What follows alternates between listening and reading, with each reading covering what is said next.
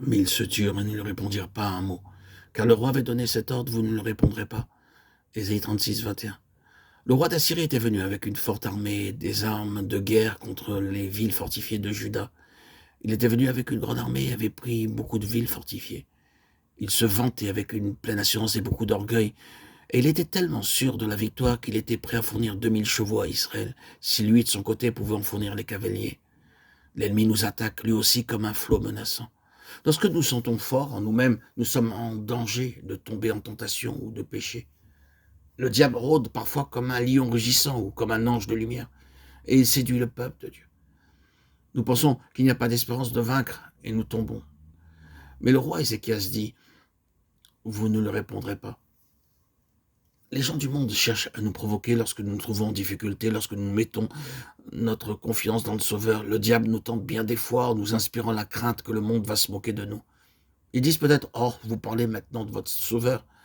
Nous allons bien voir s'il peut vous venir en aide. Beaucoup d'âmes ont perdu la foi et la joie après avoir été ridiculisés par des gens du monde. Cependant, nous savons par la parole de Dieu que l'ennemi se présentera comme un fleuve pour nous séduire et nous tenter. Mais notre roi dit, ne lui réponds pas. Voilà notre arme.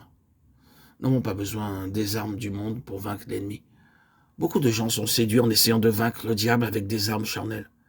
Car les armes avec lesquelles nous combattons ne sont pas charnelles, mais elles sont puissantes par la vertu de Dieu pour renverser des forteresses. 2 Corinthiens 10, 4. Au lieu d'utiliser des armes charnelles, attendons-nous au Seigneur et recevons de lui la réponse. Souvenez-vous de la façon dont Israël a vaincu Jéricho du temps de Josué. Je vous invite à relire Josué chapitre 6, versets 1 à 6.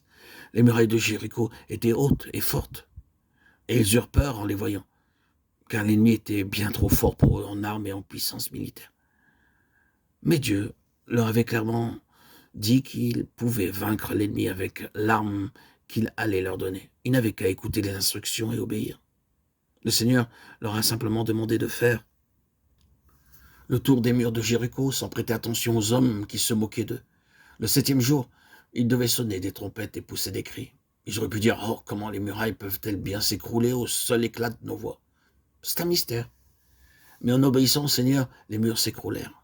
Lors de tremblements de terre, les pierres tombent tantôt à droite, tantôt à gauche.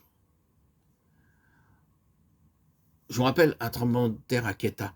Beaucoup de maisons et de murs s'écroulèrent. Et il y avait partout des tas de décombres qui rendaient la marche difficile. Mais l'Écriture dit cependant qu'à Jéricho, les murs tombèrent à plat, de telle sorte qu'ils purent facilement les enjamber. Le Seigneur nous dit ici, n'employez pas les armes du monde pour vaincre le diable. Ce n'est qu'en écoutant la voix de Dieu à genoux qu'il vous dira ce que vous devez faire et que vous serez rendu capable de vaincre journellement l'ennemi. Peu importe la façon dont l'ennemi se présentera contre vous, priez avec foi et dites, Seigneur, je dépends de ta force et de ta victoire. Dis-moi maintenant, Seigneur, comment employer mon arme. Dieu vous donnera de façon ou d'autres des versets bibliques pour vous encourager, pour vous fortifier. Il est merveilleux de voir comment l'ennemi peut être vaincu par quelques versets.